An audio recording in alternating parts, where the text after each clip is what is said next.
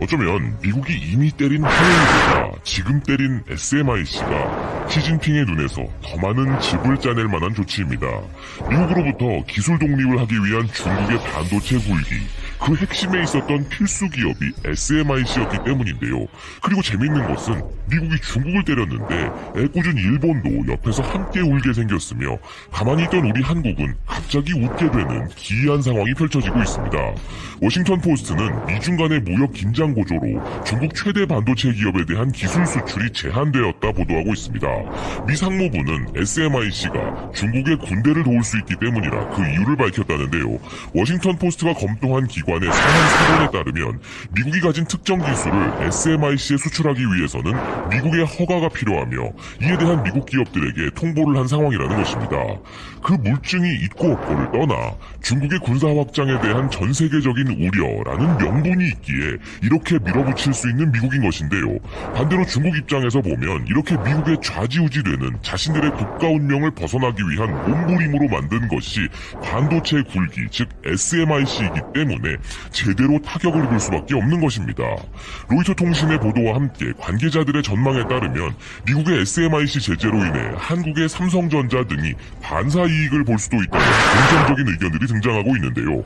미국이 중국 반도체에 싹을 잘라버리려는 이번 조치가 삼성전자의 입장에서 보기에는 중국 정부의 지원을 받아 공격적으로 투자를 늘리고 있던 잠재적인 경쟁 기업 SMIC에 대한 제재이기 때문에 나쁜 소식이 아니라는 것이죠. 하지만 이런 한국과는 달리 일본은 중국과 함께 눈물을 흘릴 심각한 상황이 펼쳐지고 있는데요. 니케이 아시안 리뷰는 미 트럼프 행정부가 중국 기업에 대한 제재를 발령하면서 반도체 자급자족에 나서겠다는 중국 정부의 야심에 핵심을 찔렀다면서 이러한 미국의 조치는 SMIC가 반도체 제조에 필수적인 장비 수입을 어렵게 만들었는데 이런 조치로 인해 직접적인 피해를 보는 기업들이 생겨났으니 그 해당 기업들이 바로 도쿄 일렉트론과 스크린홀딩스와 같은 일본 기업들이라는 것입니다. 현재 이 기술 수출 제한은 미국 기업들을 대상으로 하고 있지만 화웨이 때와 마찬가지로 미국의 기술을 사용하는 미국 밖에 있는 기업의 제품들로 제재가 확대되기 때문이라는 것인데요. 도쿄 일렉트론은 시각기계와 필름 증착 장비를 SMIC에 공급 중이고 스크린홀딩스는 표면 청소기계를 취급하고 있으며 니콘, 캐논 등의 기업들에게도 피해가 예상되는 상황이라는 것입니다.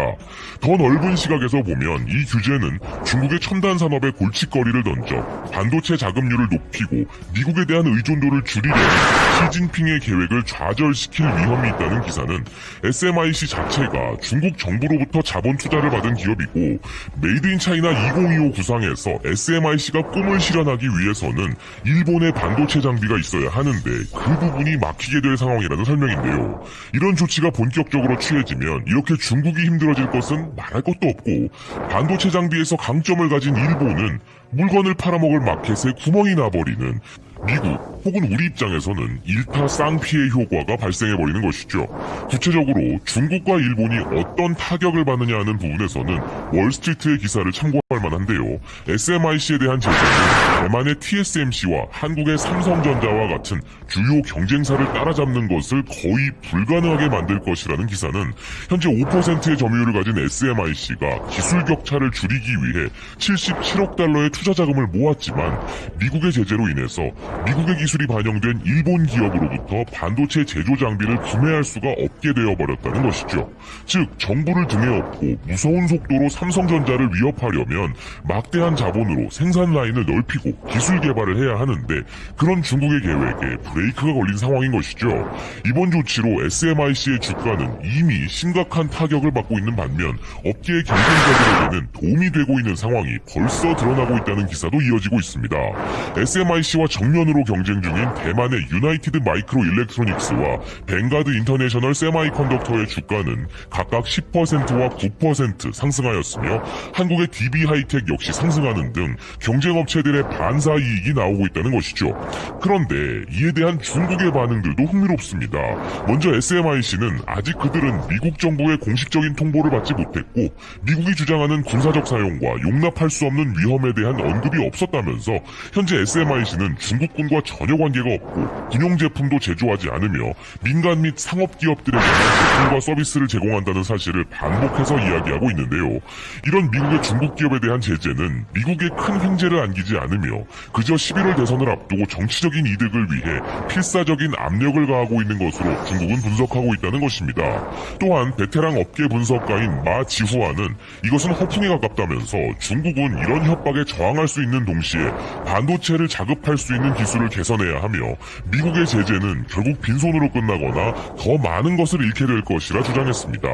그리고 중국은 생각보다 이 상황에 대해 침착한 대응을 하고 있는 부분도 보이는데요. 사실 미국의 전략적인 목표는 이런 제재를 통해 중국의 하이테크 기업과 디지털 경제를 무너뜨리는 시도를 하는 동시에 그 기간 동안 미국 기업이 빠르게 추격 및 능가할 수 있도록 하는 전략이라면서 중국으로의 반도체 공급 삭감과 틱톡 등의 앱 금지 조치는 시작에 불과하며 더 심각한 미국의 제재가 있을 수 있기에 중국은 장기적 대결에 대비해야 한다는 입장입니다.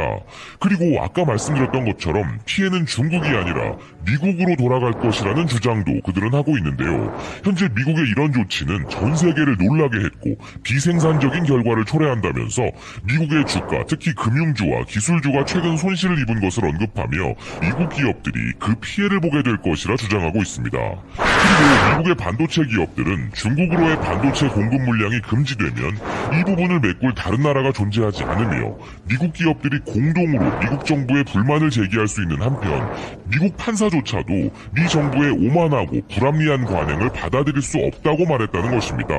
이것은 실제 캘리포니아주에서 중국의 메신저 앱인 위챗의 다운로드에 대한 미 정부의 금지 조치를 중단시켰던 사례를 언급하고 있는 것인데요.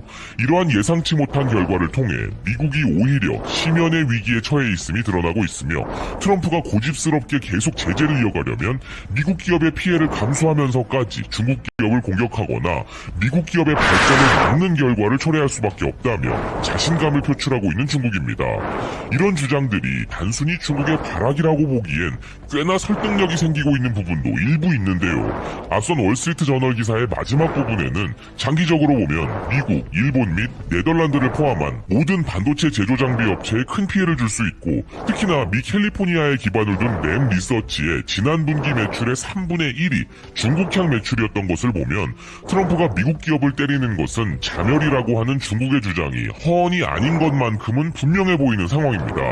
홍콩의 아시아타임즈는 도쿄 소재 라이트 스트림 리서치의 분석가인 스캇 포스터의 의견으로 이런 미국의 조치에 대해 중국에서 판매가 더 이상 성장하지 않거나 중국에서 판매가 감소하는 것 혹은 중국에서 판매가 전혀 없어도 되는 그런 미국 기업의 투자 가치를 계산하는 사람이 있을까 하면서 특히나 미국 기업들은 중국 시장으로 인한 위험에 노출되어 있기 때문에 일방적인 미국의 제재 조치는 미국 기업이 크게 다칠 수 있으므로 정당성이 떨어진다는 해석을 내놓고 있습니다.